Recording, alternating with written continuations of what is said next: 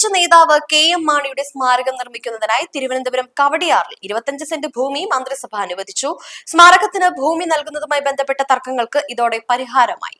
കേരളത്തിന്റെ രാഷ്ട്രീയ ചരിത്രത്തിൽ നിറസാന്നിധ്യമായിരുന്നു KM മാണി. തിരുവനന്തപുരം കവടിയാറിലെ അതീവ പ്രധാനമുള്ള 25 സെന്റ് ഭൂമിയാണ് KM മാണി സ്മാരക പഠന കേന്ദ്രമായി വിട്ടു നൽകാൻ സർക്കാർ ഇപ്പോൾ തീരുമാനിച്ചിരിക്കുന്നത്. പ്രതിവർഷം 6 വെറും 100 രൂപ നിരക്കിൽ 30 വർഷത്തേക്കാണ് ഈ ഭൂമി പാട്ടത്തിന് നൽകുന്നത്.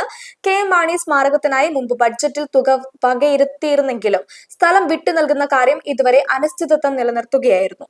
എന്നാൽ കേരള കോൺഗ്രസ് എം ഇടതുമുന്നണി വിടാൻ ഒരുങ്ങുന്നു എന്ന തരത്തിലുള്ള അഭ്യൂഹങ്ങൾ രാഷ്ട്രീയ വൃത്തങ്ങളിൽ ശക്തമായതോടെയാണ് മുഖ്യമന്ത്രി പിണറായി വിജയൻ അധ്യക്ഷതയിൽ ചേർന്ന മന്ത്രിസഭാ യോഗം ഈ നിർണായക തീരുമാനം എടുത്തിരിക്കുന്നത്. ജോസ് കെ മാണിയും പാർട്ടിയെയും മുന്നണിയിൽ തന്നെ ഉറപ്പിച്ചു നിർത്തുവാനുള്ള CPM-ന്റെ തന്ത്രപരമായ നീക്കമാണ് രാഷ്ട്രീയ നിരീക്ഷകർ ഇതിനെ വിലയിരുത്തുന്നത്.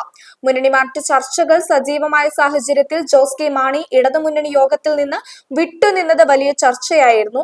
ഇതിന് പിന്നാലെയാണ് ജോസ് കെ മാണിയുടെ വിശ്വസ്തത ഉറപ്പുവരുത്തുവാൻ സർക്കാർ സ്മാരക ഭൂമി എന്ന വാഗ്ദാനം യാഥാർത്ഥ്യമാക്കിയിരിക്കുന്നത്.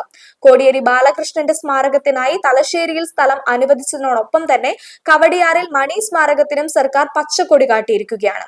ഇതോടെ ഇടതുമുന്നണിയിലെ വിള്ളലുകൾ താൽക്കാലികമായെങ്കിലും അടയ്ക്കാൻ സാധിക്കും എന്ന പ്രതീക്ഷയിലാണ് LDF നേതൃത്വം.